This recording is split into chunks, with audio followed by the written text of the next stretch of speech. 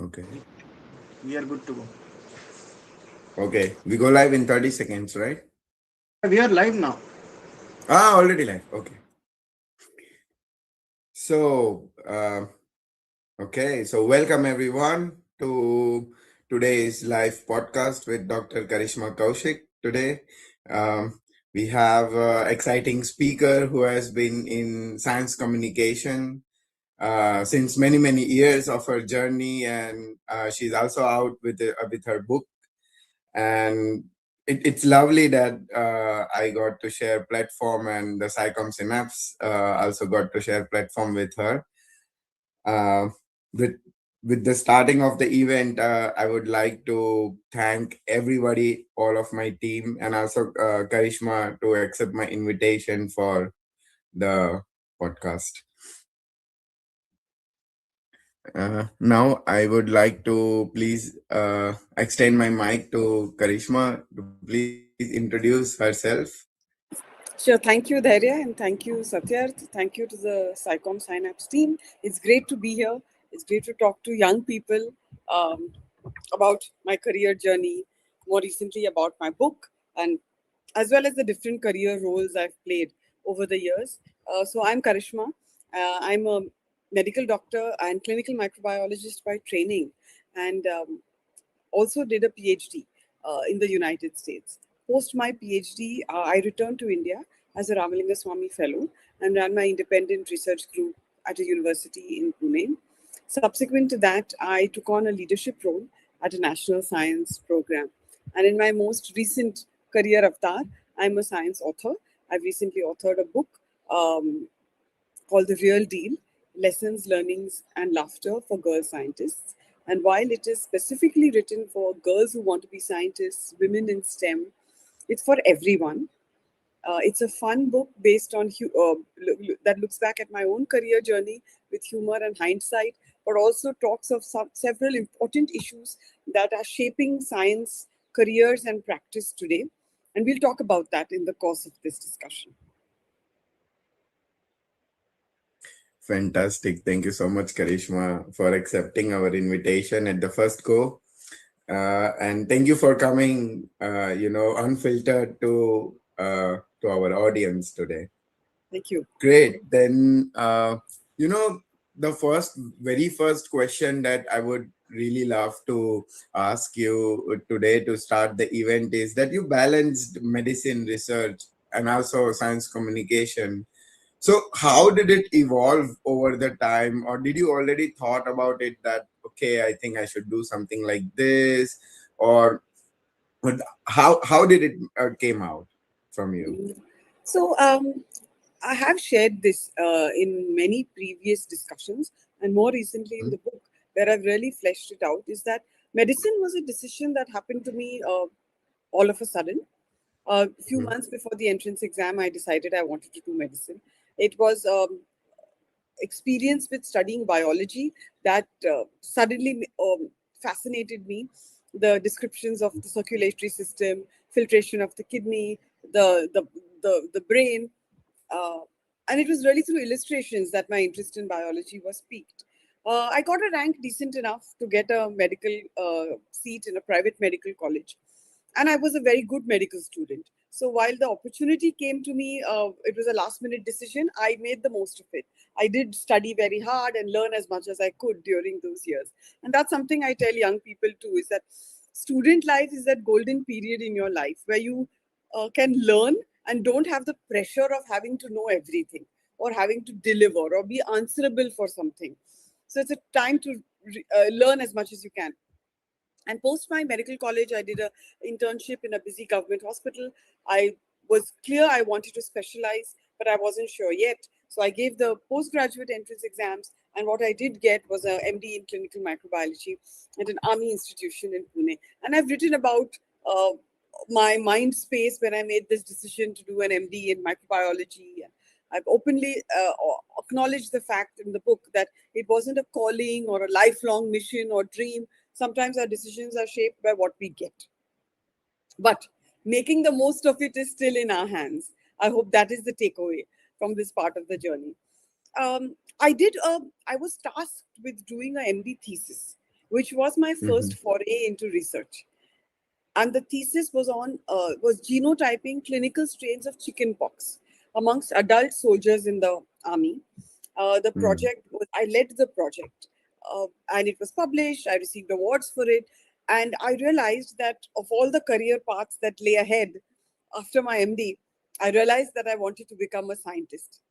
But I also did realize that I would need to formally train in it, because Mm. I had learned science through my MD, through whatever came my way. How to write a paper, how to apply for a Mm. grant, how do you use funds best, most optimum or the best use of funds that come your way. Mhm. So it was a very ad hoc, uh, sort of haphazard, one could say, learning. But I realized that to build Mhm. a career in science, I would need to formally train in it.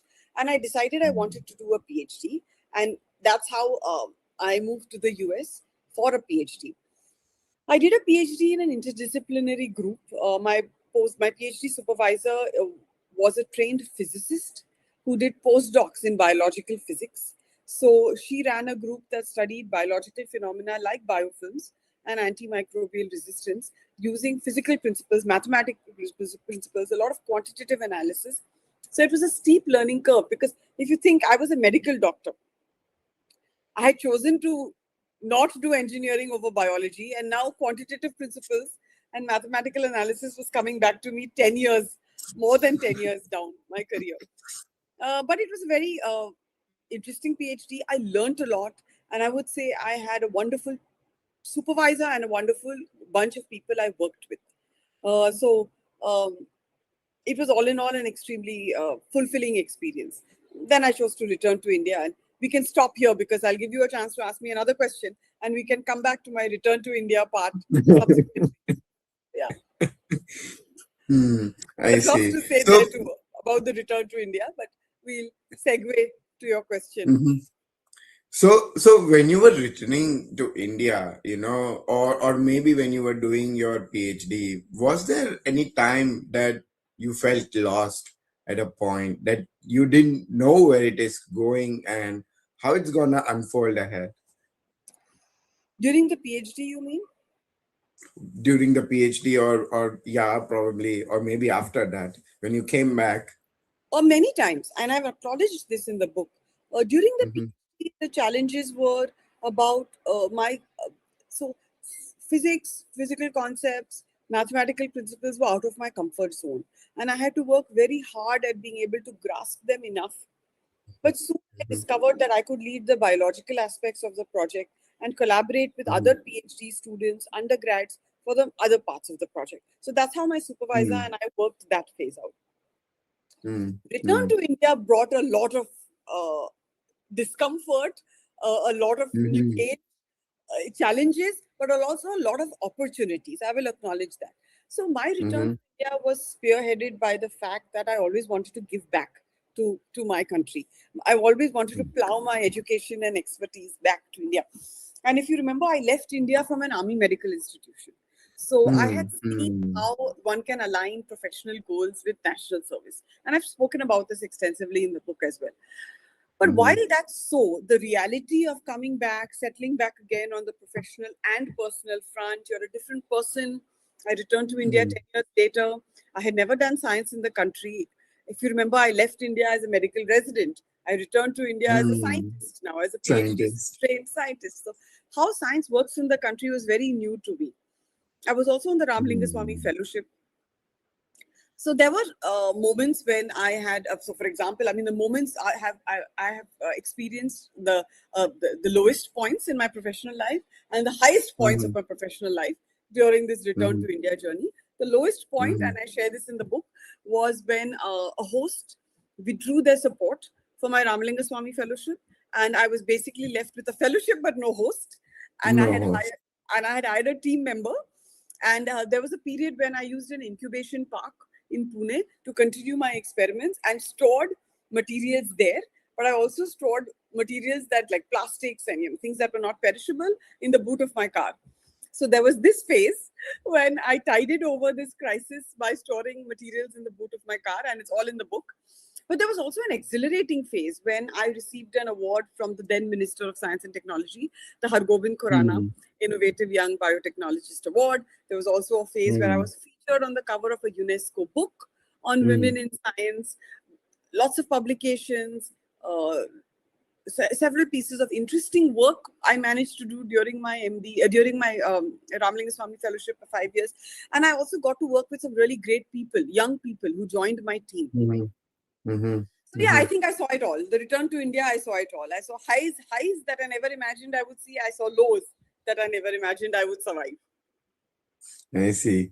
So, this is the time, when where one person is tested and also goes through a lot. So for the current students, who are studying right now, who feel pressured or they want to figure their life early, how did you handle these uncertainties, in your own career path in So this these case? were uncertainties. So many of them, honestly, in a career path, you can't plan for it. There, there are always larger factors at play when one is building a Mm-hmm. career. I've said this also Mm, in the book where I took 2 years to get into a PhD program in the US. And this was because between 2007 and 2009, when I was applying for a PhD, there was a geopolitical climate, there was adverse, there was the geopolitical tensions, not quite unlike today, one might say, where visa withdrawals, funding clampdowns, trades, tariffs, all of that influence our careers. Returning to India, it was about getting used to a new ecosystem. It was about, I never thought a host could withdraw the fellowship support. I also never thought I would get another fellowship support and it would go so well for me. mm, Then mm, I chose to move on to lead a national science program. So, how would one deal with uncertainties? I think one should recognize that some of them are going to be beyond one's control. So, that recognition means you're not hard on yourself. Think, I didn't do enough, I didn't try enough, why did I land up here? Because we are only taking decisions based on knowledge we have at that time. I can't anticipate trade wars and tariffs and global wars and visa withdrawals. One can't do that. At that time, I mm, took this decision, and now things have changed, and things that have changed are beyond my control. What one can do mm, after recognizing that is change your plans, be open to a change. For example, mm, when mm, the fellowship ran out, I mean, 5 years, I always knew that I had only 5 years on this fellowship. And while mhm, my research group did very well and the funding agency was happy to offer me an extension, I also knew that an extension would only buy me that many more years. This was not a long term plan mm, because the university didn't have long term hiring happening. mm, So I decided, well, I've done my bit. I've done everything I could. If mm, there are no permanent positions in Pune where I was seeking them, then it's time to change my plans. So once you recognize that you've done your bit, things are beyond your control, what is in your control is your ability to change your plans and do something else. mm, So, for example, if somebody mm. always wanted to do a PhD in the US, but that's not happening, look at other countries. Look at PhDs in Absolutely. India. Or maybe you always wanted to do a PhD in a particular branch, like say chemical ecology, something very specific. Maybe broaden that out a bit. Mm, mm, After you've given it a shot, you've tried hard enough, and the system is not yielding, right? When the system is not yielding, you have to change your plans. Because what we don't want to do in the long run is become victims of the system. mm. So I would say Absolutely. it's recognition that I've done my bit, this is beyond my control, and then planning differently. Mm-hmm. Yeah. I see. So many uncertainties, at the same time also would turn the paths like, going like snake. So, Yes. what was the biggest turning point of I would say, of your life in the career? That's something Uh, that really turned it, or some incident. I would say it was my MD thesis, if I had to think of a Mm-hmm. turning point, um, Mm-hmm. because I didn't think of research at all till then. But Mm-hmm. the thesis was a excellent experience, and it made me think of Mm-hmm. becoming a scientist. So I think that was the turning point because I never would have had this career path had that moment not happened, Mm-hmm. had that Mm-hmm. experience not happened. Yes. I see. I see. So, since you mentioned that your MD thesis was, you're one of the turning point. So, after interacting with thousands of students, even through your platform, talk to a scientist as well, what patterns or something that you see in them, maybe fears or dreams or maybe misconceptions that they have to craft a career in science? Um, so, Talk to Scientists is a much younger age group, but I do career Mm-hmm. development workshops for masters, PhDs. The book has Mm-hmm. been resonating with a lot of PhD researchers across India. Uh, I do talk about this in the book, but I think one sort of concern that I see is um, the, the expectation of a career that you will reach a place where it's all figured out, right? ये job मिल गया तो I'm set. ये position मिल गया तो I'm set. Even Mm-hmm. in the most linear of career paths, which is like an academic career path, where you get into assistant Mm-hmm. professor, associate Mm-hmm. professor, and so on, things are going to change around you. Institutional mandates will change, directors and teams will change, the funding landscape will change. And then in non-linear career paths, things are changing all the time because you every few years will be Mm-hmm. looking at a new job because you'll see growth not only in your role but in your skills, in compensation. So I think the understanding that you will always have to figure out the next step is Mm-hmm. something that I think young people don't quite grasp. And I can see why, because a PhD is such a long time that you you really think that this is the end of it. After I get through this 6 years or 7 years, I'm set. I should be set. I'm done.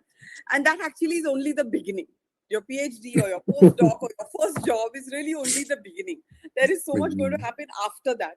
So it's about being in the Mm-hmm. driver's seat in one's career, Mm-hmm. realizing that you're never going to be set. You're always going to want something more and plan and prepare. I have to plan and prepare for it. And also being Mm-hmm. open to possibilities. That if this doesn't Mm-hmm. work out, you should have an alternative plan. And you Mm-hmm. shouldn't hang around too much when something is not working out because you're just losing time at that point. So you should read the room, read the writing on the wall. If this position is not working out, you need to try something else. Mm-hmm. I see. So, I mean, just keep trying, keep going, and keep hustling every single I day. think I so. think that I think would be. hustling doesn't is it's not the word I would choose for it. I wouldn't Mm-hmm. choose the word hustling, but I would say Mm-hmm. you need to make things happen for yourself. I would put it that way. Mm-hmm.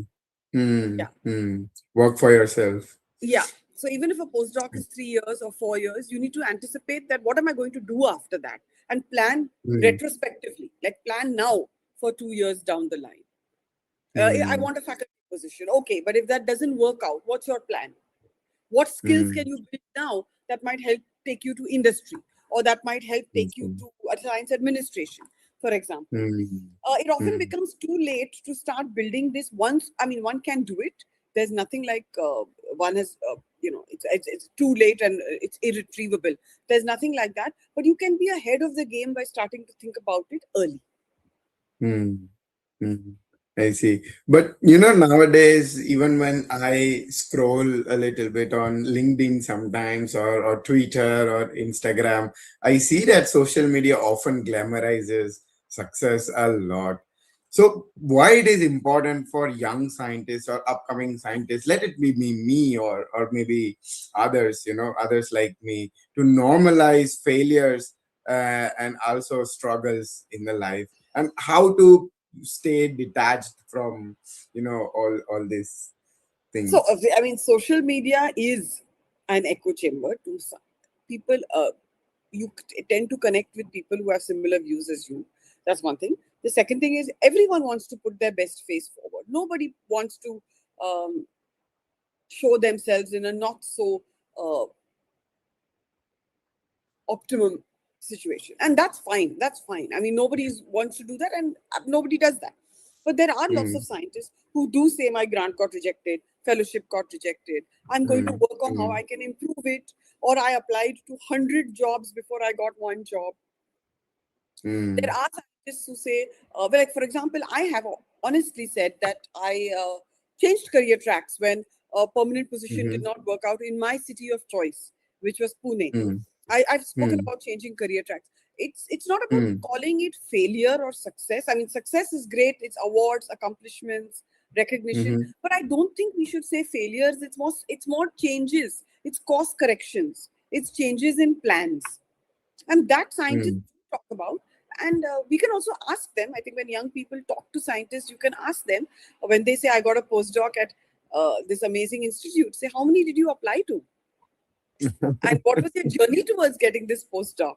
Or when you say, I got a mm, faculty position at XYZ, all right, how mm, many years did you apply to get a faculty position? And then you will also mm. know that there was a lot between the lines, Exactly. right? So the reading between the lines, the fine print is where one's careers are, is where the grit Mm-hmm. and resilience to build one's Mm, careers is actually happening. So yes, mm, social media mm, can be a little overwhelming, but I've been on it for a while now, Twitter at least, and mm, take it for what it mm, is. Take it for mm, opportunities, information. mm-hmm. Be happy Mm-hmm. for others. Of It's an course. opportunity to advocate for the community, to be a Mm-hmm. cheerleader for the community, for your colleagues. Mm-hmm. But Mm-hmm. recognize that that's not the whole picture, and for that you need to Mm-hmm. talk to people, understand more. Mm-hmm. I see. I see. Fantastic. I think this was one of the question that I was really motivated to ask you, because coming from someone who is really active on social media and also manages the life and everything, I think this would be one of the really nice thing that students could absorb, from out of this podcast. Certainly, and social So media has its value. There are lots of opportunities and information you'll access only if you're there. absolutely. But that's not the whole So truth. Hmm, I see. So, you have also worked with India Bioscience, and also you got an opportunity to lead as an executive director over there. How did it become the part of your journey, of your career, and also, what evolved out when you finished the role? So I've talked about it in the book. Now that I've said the book so many times, it's time to show the book. This is the book. All Absolutely. right. Um, so when I wrapped up my fellowship in university in Pune, I applied for Mm-hmm, permanent positions in the city, and I've talked mm-hmm, about this. And you can, I think, the readers or the listeners can look at that anecdote in the book and take what they want out of it. But long story short, a permanent position didn't work out, and oftentimes scientific bureaucracy in recruitment, this is a long drawn discussion. mm-hmm, So I took stock of my career situation then.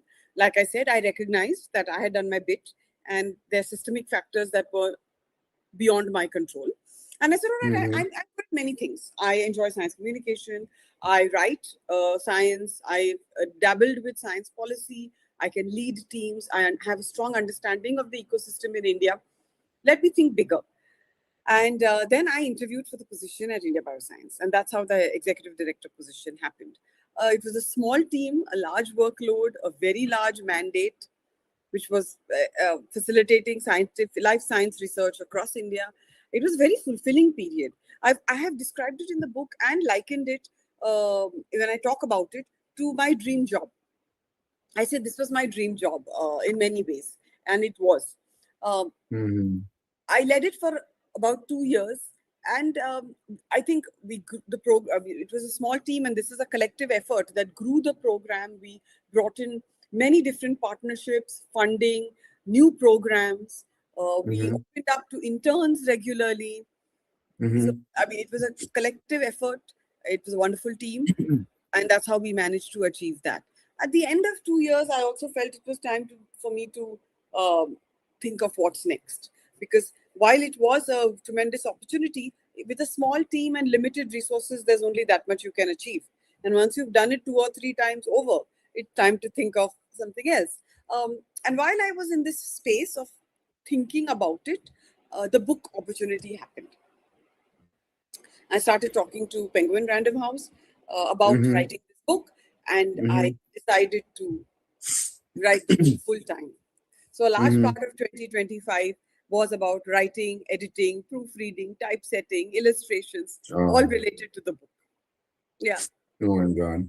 So I was So very your book. fortunate. I describe it as I moved on from my dream job to my passion project.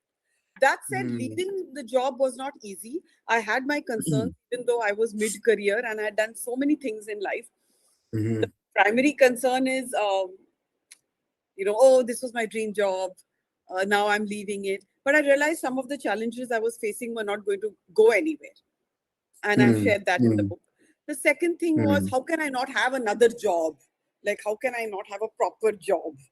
What we Job, call job. job. Yeah. Yeah, exactly. Like, what do I tell people if they ask me, what are you doing? Write a book. I mean, and at that point, the book was this, it was a very initial idea. Like, I didn't know the book will happen also, right? Because I was talking to the publisher, I was talking to a literary agent, I was putting together the Mhm. proposal for the book. So there was no Mhm. surety that the book is going to happen. So I was like, what do I tell Mhm. people? I'm writing a book.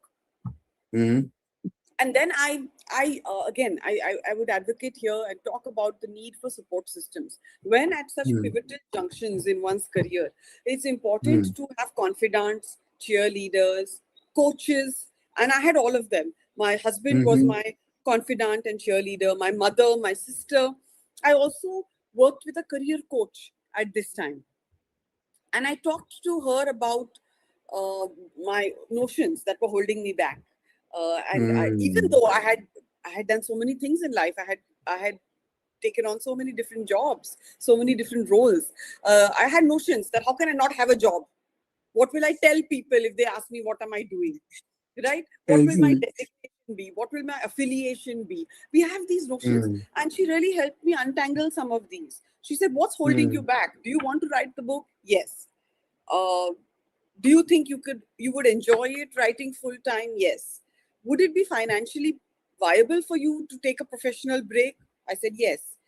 And she said, do you think it would be viable for you to write the book and have a full time job, which will be Mhm. demanding? And I said no. So I said, Mm.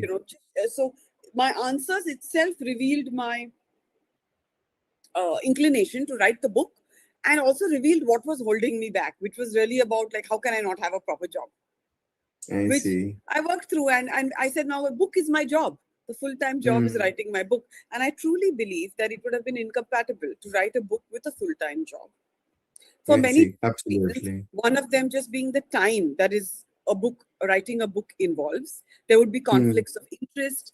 You can't really go around writing your own book and promoting your own book when you're fully employed somewhere, right? I mean, that could Mhm. potentially be a Mhm. conflict of interest. And I think Mhm. beyond all of that, in hindsight, it wouldn't have been so much fun because I I loved see. writing the book. I enjoyed the whole process. And that wouldn't have happened if Wow. I was also dealing with the pressures and challenges and stressors Mhm. of a full Mhm. time job. Mhm. Mhm. So I think even mid career, I had to untangle some of these notions. see, I think this comes from a real communicator who would say that, yeah, I love writing, I love communicating, I love communicating till it goes to every student, Yeah, and exactly. would inspire them. So you would be inspiration for a lot of students, or for upcoming generations as well, for many things. But what inspired you to write this book? Or rather, what thought that came that I think I should write it and take it ahead? It was actually when I was transitioning out of my leadership role. I said, Mhm. well, it was a difficult morning at work. I've shared this in the book. Mhm. And Mhm. I looked out and said, I thought this was my dream job. I thought this was Mhm. it. And then I Mhm. said, everyone talks of dream jobs. I was wistful, I was Mhm. reflective. And I said, everyone talks Mhm. of dream jobs, but no one tells you will one day leave a dream job.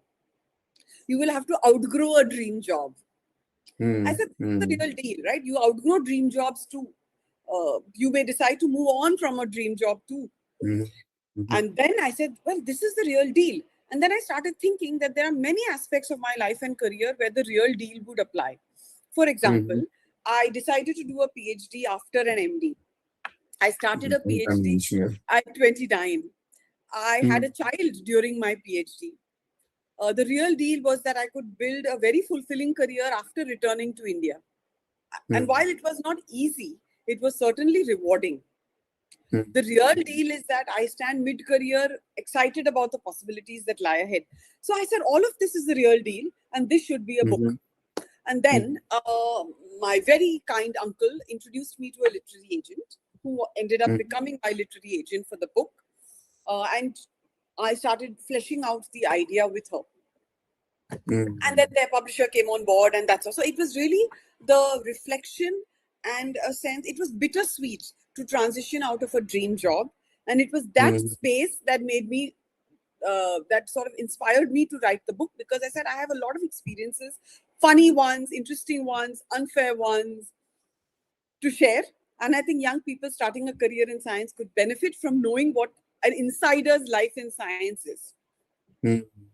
And that's how I I decided to see. write the book, from that lens, that it was a very Mhm, authentic, honest reflection of a life and career in science. mhm, I also mhm, would say here that while there are stories of scientists and the careers they've built, a lot of them are biographies that are written much later in their lives or written by somebody mm, else. So it's a mm, lot of what called survivorship bias, right? That you can, mm. now that you've made it, you have the opportunity to look back and saying, oh, it all worked out. But that's hindsight, right? Once you've made it, it's all hindsight. So this Mm, survivorship bias is how scientific stories are often portrayed. And if you think I about it, see. you will look around you and see many examples of this. There are very Mhm, few stories about living, contemporary living scientists who are actually making mhm. it work, and not those who have I made see. it happen or made it. Mm, You're making mhm. it happen. I And so see. it was also that lens of a contemporary living scientist that I wanted to bring Mm, to the book. So mm, overall, my literary agent, the publisher, we all felt there was a niche to be filled, mm. and I decided to write the book. Write the book. That's fantastic. So, I mean, did sometimes it happens that you run out of ideas from your mind, or you don't know what to scribble, but you have a lot to say. What do you do at during that Like time? a writer's block, like a writer's block. No, actually, interesting. I never got hit by writer's block. I wrote a book proposal and I stuck with that outline while I was writing Mm, the book. But I did have mm, support even there. I did use mm, editor mm, to edit my words, because we mm, tend to think of things in a patterns, right?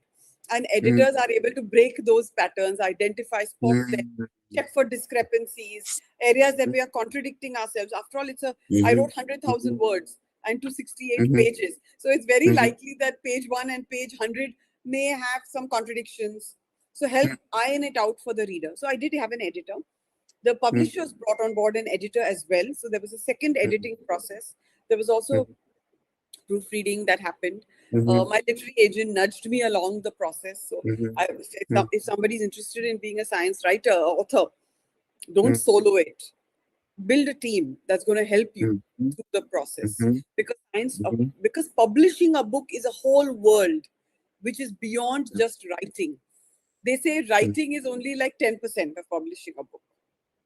Then Oh there my is God. getting a publisher, branding, promoting your book, typesetting, Mm, proofreading, editing, illustrations, all of that.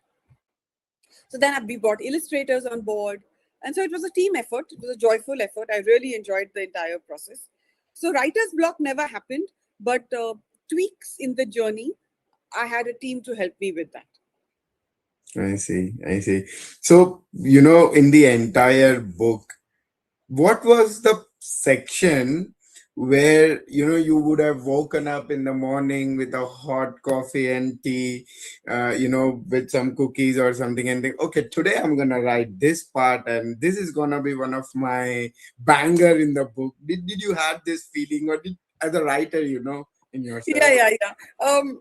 A few places where I felt I really dove deep Mm-hmm, into what mm-hmm, I wanted to put on the in the book. Was the afterword of the book, which is actually like mm-hmm, the last part of the book, which is a mm-hmm, very heartfelt letter from me to, mm-hmm, yeah, it's just right here just to show. Anyway, it's a heartfelt letter from me to mm-hmm, young women who want to be scientists.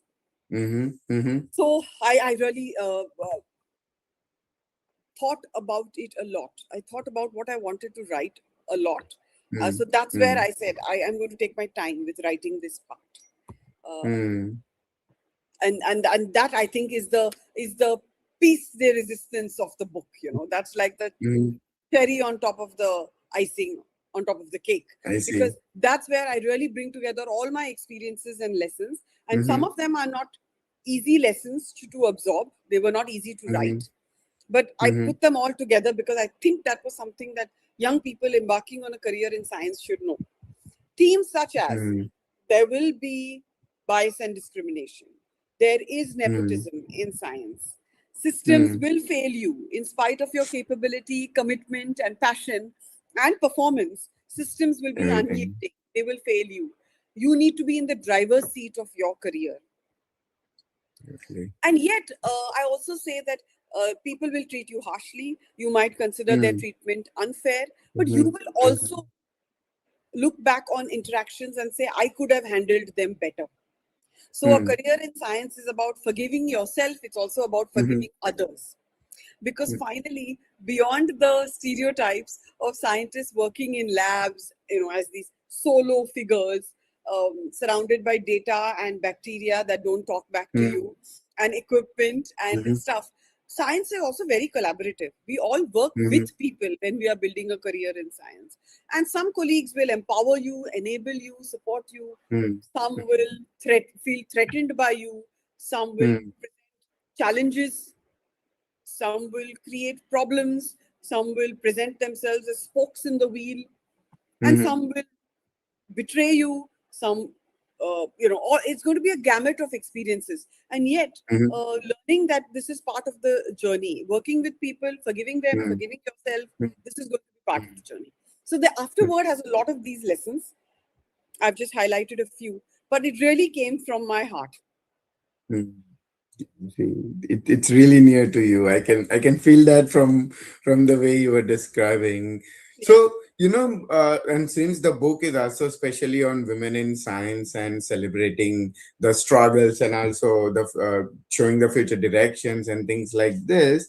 So, I would really like to ask this question because most of us or most of them, they really don't know what struggles in today's science is women facing.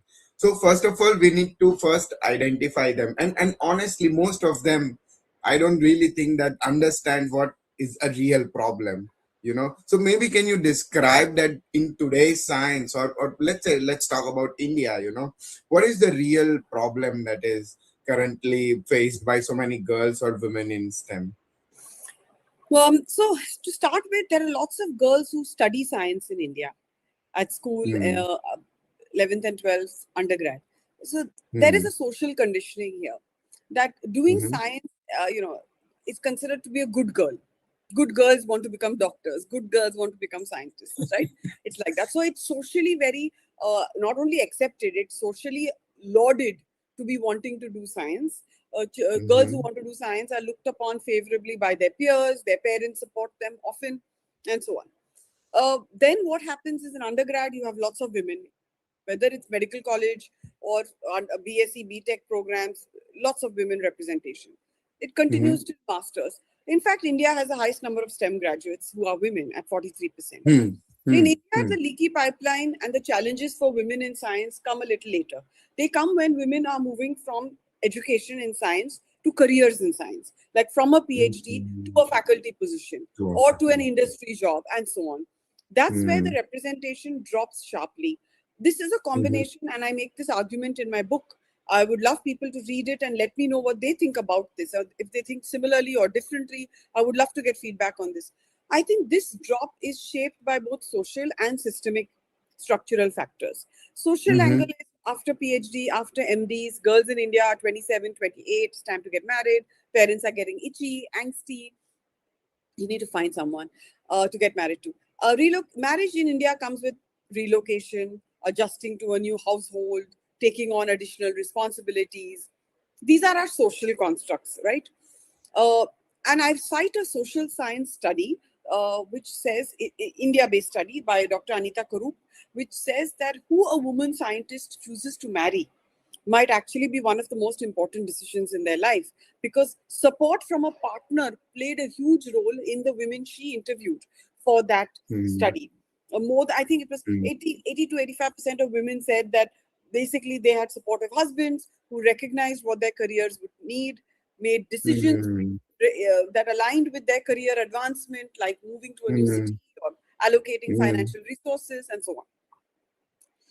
Where the drop happens means you have, say, 45, 40, 50% women studying uh, STEM, and then only 14 or 15% in the workforce.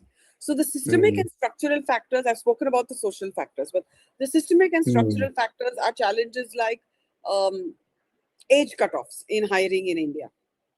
mm, Arbitrary cutoffs like 32 years and 35 years are basically cutoffs made by men for men. Women at 32 and 35 have several other mm, aspects going on in their life. They are newly married often, they are new mothers, they've relocated to mm, their husband's city of, mm, or mm, adjusted to a new family. They are not in a mm, position to exclusively advance their careers like they were till then, right? Make decisions mm, entirely for their own careers. Men, on the other mm, hand, can continue to do that because mm, childbearing, men don't bear children. They Women entirely do bear the onus of childbearing. And when it comes to mm. child caring and child rearing, to a large extent, Indian women Does it? they do the lion's share of the work, right? Often Absolutely. also, socially, men will often end up marrying women who may have non traditional careers, flexible careers, Mm, and so on. mm, Women mm, typically marry other scientists, other doctors, and so on, right? That is mm, just our mm, social mm, construct. Men may mm, often marry women who are homemakers. Male scientists may marry women who mm, are stay at mm, home mm, women. By choice, no judgment here, it's a choice. Women, unlikely that Indian women will have stay at home husbands, given our social constructs at work, right? So mm, automatically the two body problem comes into play when women are mm, in their 30s. And that's the time these faculty positions have cutoffs. And so women mm, often miss the bus there. The other thing is institutions don't necessarily do everything to ensure gender equity at the time of hiring, right? They don't mm, take into account that if you have 10 new faculty positions, you should ensure that there is a 50% representation of women. mm, So that's another challenge. Um, mm, and once women, this is for academic systems. Now, in mm, industry, when a woman lands an industry job, she's probably, this is her first job. So she's junior mm, in the hierarchy, even after her PhD. When she's up for a promotion or when she's up for a career change or to take on a new job, she's often has a young child at home. mm. To Or the take job care of. may to take care of, or the job may mean relocating to another city which she can't. I've openly Not talked about possible. how I when trying to turn my fellowship into a permanent position, relocating out of Mm. Pune was not something that I wanted to Well, do. not, My yeah, family was very well settled in Pune, so it didn't matter mm, to me. You can have institutes in Berhampur and Bhubaneswar and Sonipat mm, and Tiruvananthapuram, but I cannot move there. So it doesn't matter mm, to me, right? I need it in this mm. geographic uh, Important. Mm, premise. All right, so that's the other aspect of it. And then there are mhm, more serious issues as well, like bias and discrimination, explicit mm, bias that women end up facing at that stage in mm, their careers too, when they are post PhD, when they are faculty. And I would leave the readers to explore some very interesting anecdotes related to bias and discrimination in STEM, which will be eye opening, I believe, because I've presented them with examples and people would recognize them through the examples, things that we take mm, very casually, mm, microaggression, implicit mm, bias. We may not even recognize these, but they do exist. So basically, at every stage, there is a changing pattern of challenges. And so it mm. takes, and I think I somewhere do discuss this in the book, that it takes a serious amount of grit and resilience for women to survive these challenges across their careers. I see. I see. I think, we really got an overview of what, women are facing in real, the problems in India, because most of them are really unaware about it. If you go and talk to some STEM graduate around, then I'm they would not give you a definitive answer, or the way that you really explained it very nicely and in a way that it's easily digestible for everyone, and an eye opener that okay, this is the real problem and now we need to address these points. So I Exactly. think it would really I hope that your book really does well, and also the Thank you. readers would get to know a lot about this, and maybe the future generation would understand. And as you correctly mentioned, the support from the partner as one of Yes. the major thing, maybe evolving young scientists like us, and also so many would definitely try to address these things in a way that these are not taboo, but rather these need to be discussed, when it comes to women in science, especially Thank in you. India. Thank you. And I have backed all of this in the book with research. It's not merely Hmm. anecdotal. It's Hmm. backed by Hmm. research. And so the numbers, the facts, they are all out there. Hmm. Hmm. I see. I see. So I think this also makes a fantastic read, and also makes it more authentic to believe that yes, this is something that's really going on. You know. Yes. Yes. Thank you. Great. So now, moving it a bit slow ahead. So if someone loves biology, talking about really basic and enjoys writing, science, art, so how can they combine creativity with the science? What would be the starting step for let's say a bachelor student, who is newly introduced to STEM and science communication? Uh, so there are many avenues or modes of science communication. If you like Yeah, writing, you yeah, can absolutely. explore science writing, similarly science illustrations, Mm-hmm. podcasts, webinars. There are Mm-hmm. many platforms. Uh, Hmm. Hmm. I One thing that I think they could do is start getting involved at university, college level with their Hmm. college magazine, debate clubs, Hmm. organize Hmm. events, student-led events, student-led chapters of journal clubs. Hmm. All of that is a form of science communication. So get Hmm. comfortable putting together an event or a task like an article for a Hmm. magazine or a webinar. Hmm. You realize there's much more Hmm. to it than science communication. There's time management, project management, people management, from the decision I to see. when to hold the webinar, what title to give it, who should you work with, how do you get speakers on board, just like you're doing at SciComm Synapse, right? There's a whole process around it. So get Hmm. involved and learn how it's done. Also, see if you enjoy doing it. Often I've seen people like one Absolutely. aspect of it, right? They love Hmm. Hmm. say, science art or science Hmm. illustration. But if you have to put that Hmm. into a book, there is more to it than just drawing. There has to be a Hmm. team. You'll have to make decisions about costing. How do you promote it? How do you make sure it reaches the people who it was intended for? All of this will Hmm. come in. So get Hmm. involved, see, like the whole process. One Hmm. talent is a starting point, but you have to like more than Hmm. that. You have to Hmm. expand to be able to do more than that. I would also I see. forewarn, and this might come across as a little pragmatic, but I would forewarn that jobs in science communication are um, often temporary. If they are Hmm. contractual, Hmm. they are Hmm. short term. There are very few long term jobs in the academic setup. They might Hmm. be in industry, and there are some communication houses, there are journals, publishing companies. Hmm. Uh, Hmm. that may mean doing communication with a business side in Hmm. mind. So one should Hmm. recognize that communication is only part of it. You will have to do Hmm. more if you want to turn it into a career. Hmm. So I'll be a little pragmatic there.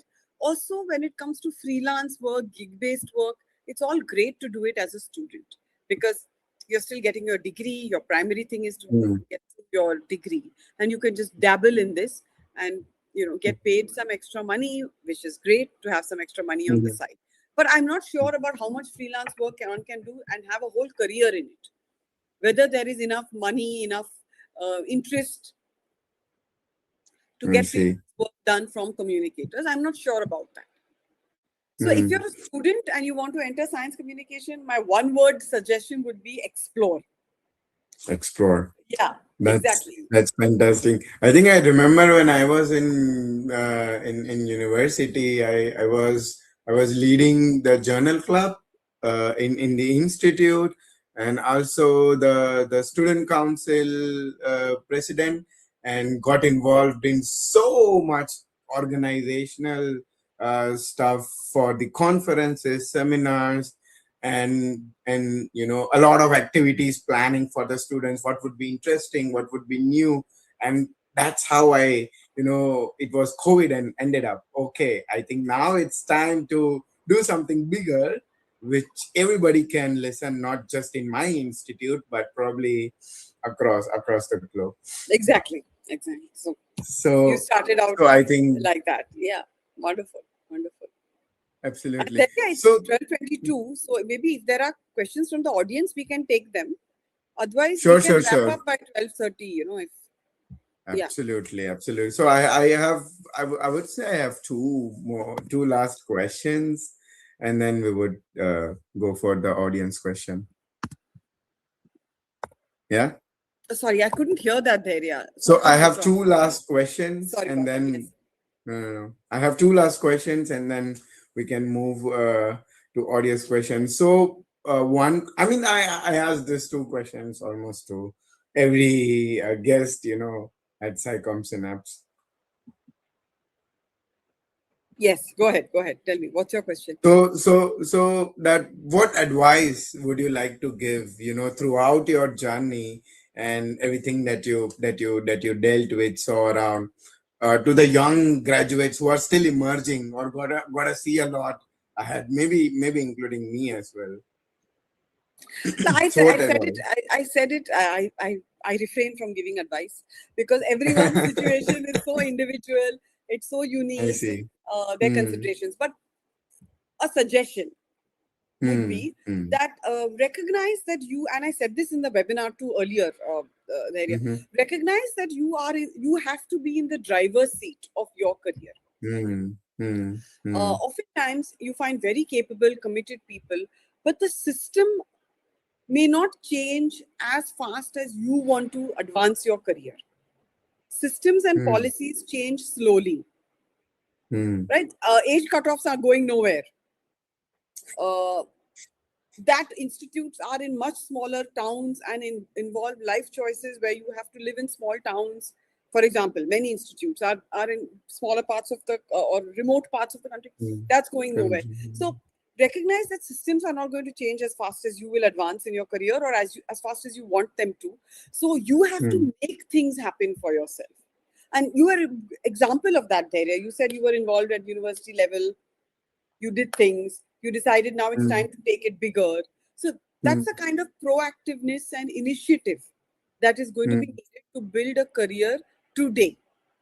Hmm. Because what one considers, especially young people, Gen Z, whatever you want to call it, what one considers a good job or a Hmm. fulfilling job is changing very fast.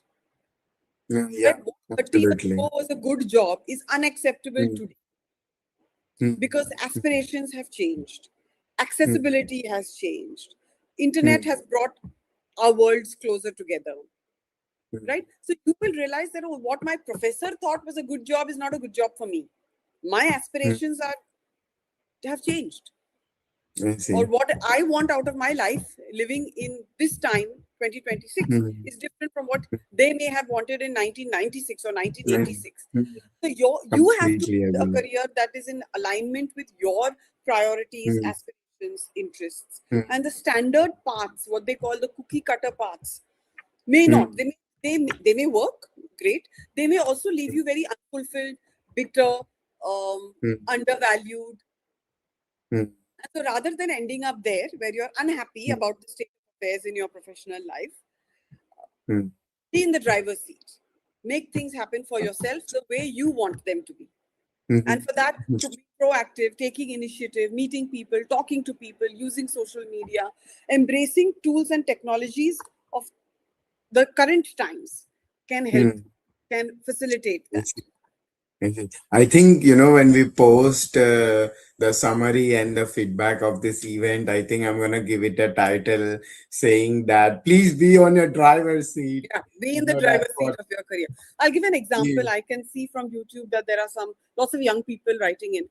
There was a time in the 80s, 90s when people would, can I give this one example there? Yeah, yeah, go ahead. Yeah. Where people would expect that their postdoc supervisor would help them find a job. Yeah. Yeah, for example, Yes. मैंने इसके साथ, I'm just breaking into Hindi, but I've done a postdoc with this person, and this person will help me. Help me. Yeah. Today, not only up is it much a postdoc supervisor may not have the clout or the connections or the may not be in a position to help you find a job, but where they Yeah. may find you a job, the kind of job they may help you may not work for you.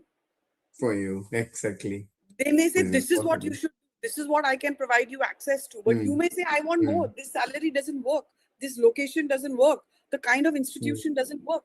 So you have to mm, be in the driver's seat. So the time and age when things happened to mm, you are over, you have to make things happen. This is mm. just one I example, see. and there can be many Yeah, other examples. absolutely. Yeah, I think I agree on this point with you. You know, even if I ask my supervisor for help or something like that, he shows. I mean, that's a good thing about him, and also others that I see that new generations, upcoming generations are they don't, as you also said. I don't give advices. You know, I can give suggestions, I can give directions, but you exactly, yourself need to drive exactly. your own car and Yeah, get to the parking lot. yeah, and get where you want to be, and park for a time, enjoy the journey, figure out where Exactly. you want to go Mm, next. Because even the mm, job for life motto, mm, job for life, mm, that you enter a job at 35 and you retire from that job at 60, that's pretty much over. Right? A job I for see. life, unfortunately, is it might mean stagnating. It might Mm, mean tapering mm, off. It might mean you yes, will not be able to learn new skills. You I might find see. yourself very restricted. So lots of things Mm, are changing with the way we are approaching our life and our careers. So some old absolutely. models, old templates may not work. Doesn't work. We need to make new Canva links to make new templates which suits the current generation, you know. Correct, correct, exactly, exactly, exactly. Maybe unconventional paths, or unconventional career trajectories that not everybody would dare to do, that someone like you would really change the template, or what we copy pasting. Maybe it Exactly, helps others. exactly, precisely, precisely. And also, copy pasting of templates doesn't work because there aren't enough jobs that are so, or Exactly. they're not expanding faculty positions as in line with the No. number of PhDs, right? There are only X number of faculty Absolutely. positions. You have like 100x, 1000x the number of PhDs coming out every year. So, what are the other Mm, PhDs going to do? Everyone has to be in the driver's seat of their career. Everyone has to mm, chart a path that works for your mm, priorities, aspirations, mm, needs. mm. Mm, absolutely. So, ending this podcast, since we also deal, I mean, science communication, but something that I always ask may not be in science communication, but the question goes like that: what is your favorite discovery in science? In a way that it could be as basic. We had Dr. Vinay Nandikori and also a lot. So they said simple things like PCR, or I Mhm. remember one answer which I hosted, a women scientist. She gave an answer that discovery of H plus and Cl minus ions for her is, Mhm. one of the biggest discovery in the science which changed everything that we see. So what according to you would be the Is biggest discovery in science? hands on the discovery of GFP, Ah, absolutely. because I'm a very visual scientist. I mean, I studied biofilms. I led my independent group with Mm, biofilms, mm, and mm, mm.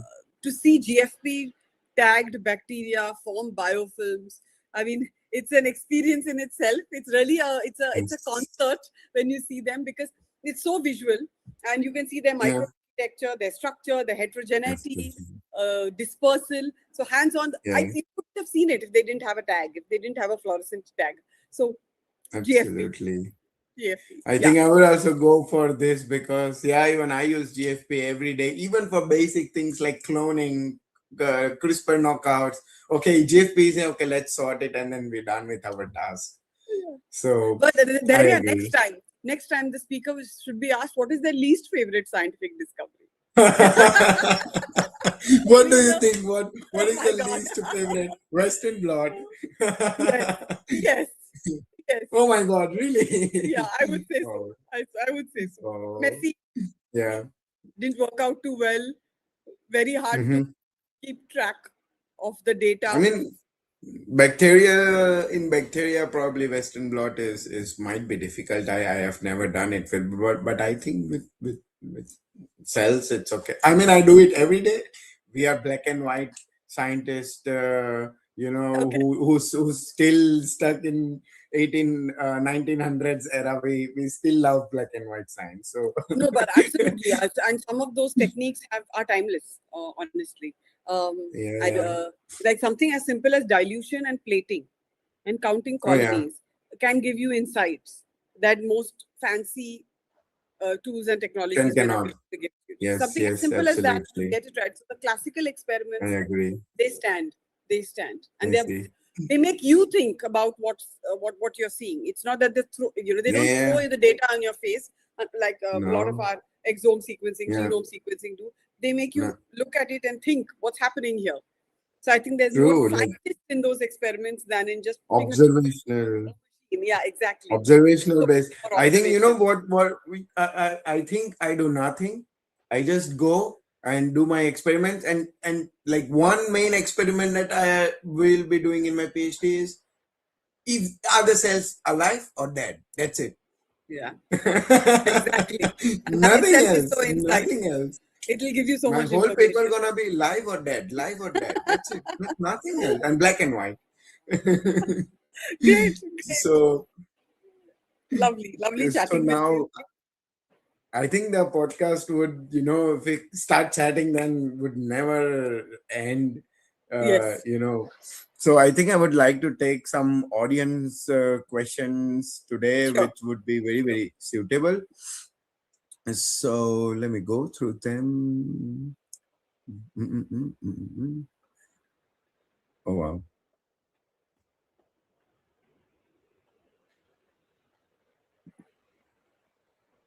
So maybe so there is a question from Abhishek, and he says that, ma'am, he's truly admired with your work and have been following you for a long time. And your infection on a chip and wound milieu on a chip research was genuinely path breaking. Would you like to describe about it a bit, because I am a bit unaware And, about this so thing. this is work. Thank you, Abhishek. Thank you for recollecting that. This was work I did when I was at the university in Pune with a Mm-hmm, team of researchers who joined my team to work with me. We mm-hmm, developed an in vitro wound milieu that mm-hmm, reconstituted the biochemical composition of clinical wound fluid.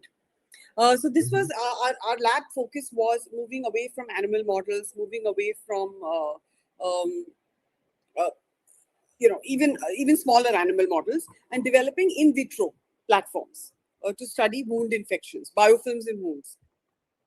And so mm-hmm, we looked at nursing studies and found the mm-hmm, composition of wound fluid. We came to one common composition, built it, and then the proof of the pudding was, would it support the growth of biofilms like that you see in a wound?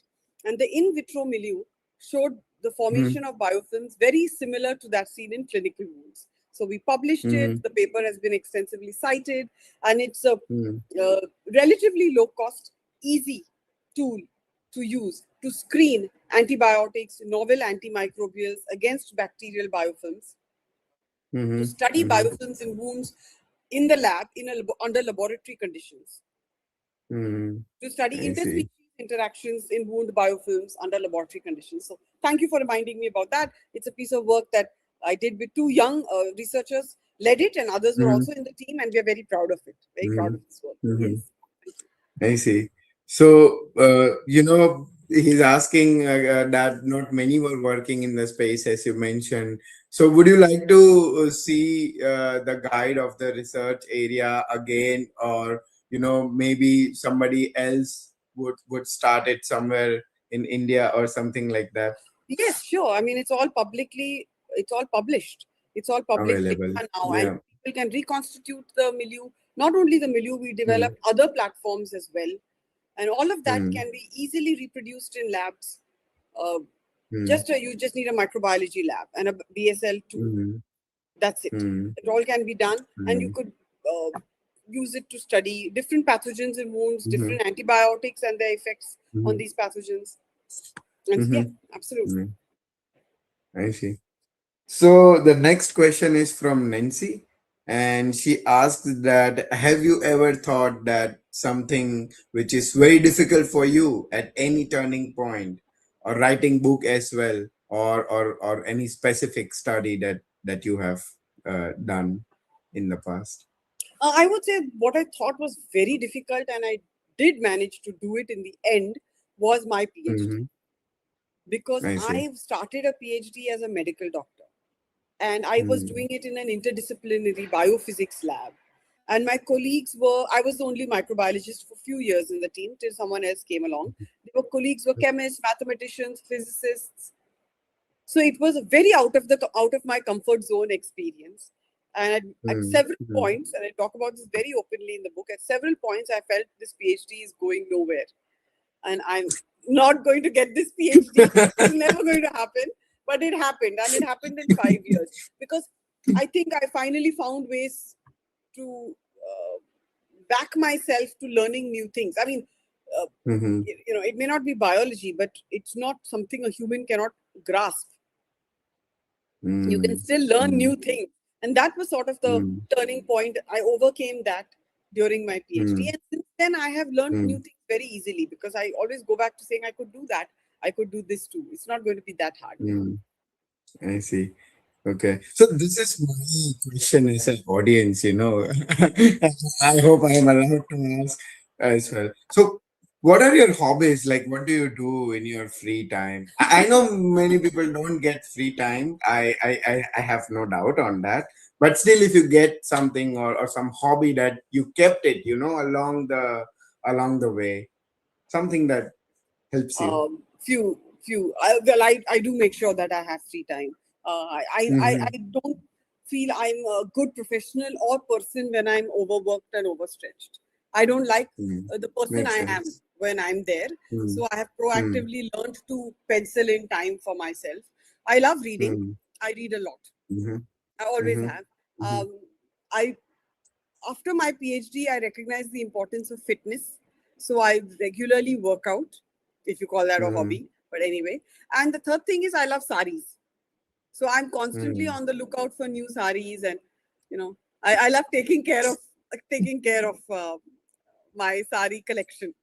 Yeah, I think that helps. it It does. I also think helps my mom. that's good. Good to know. Good to know. I think all of this comes under self care.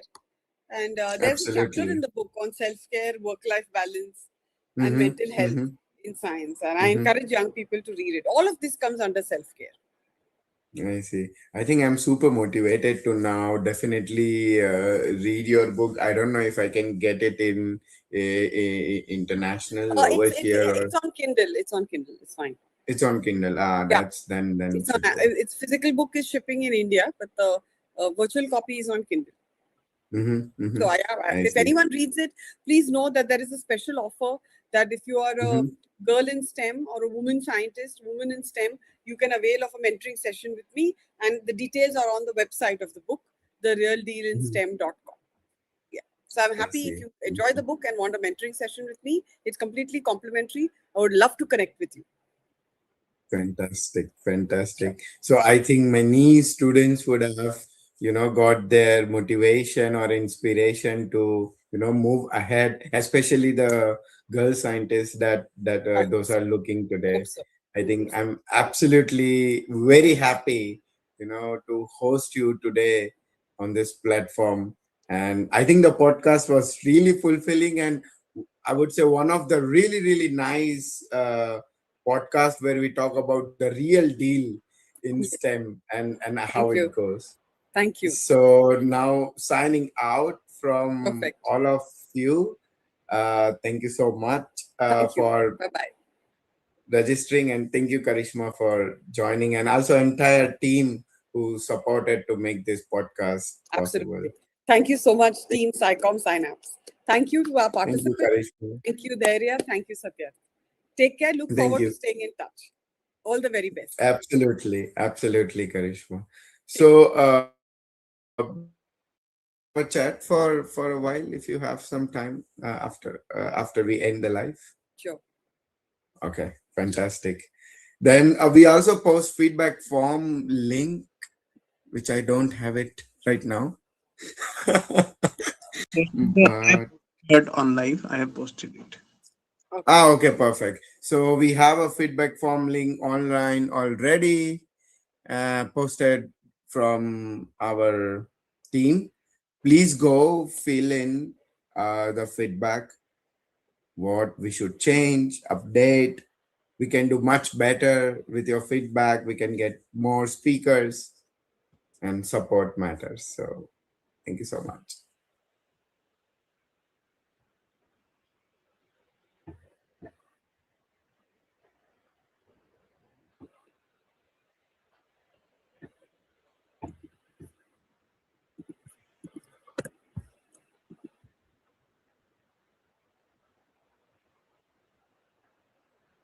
Visamile, you can end the live.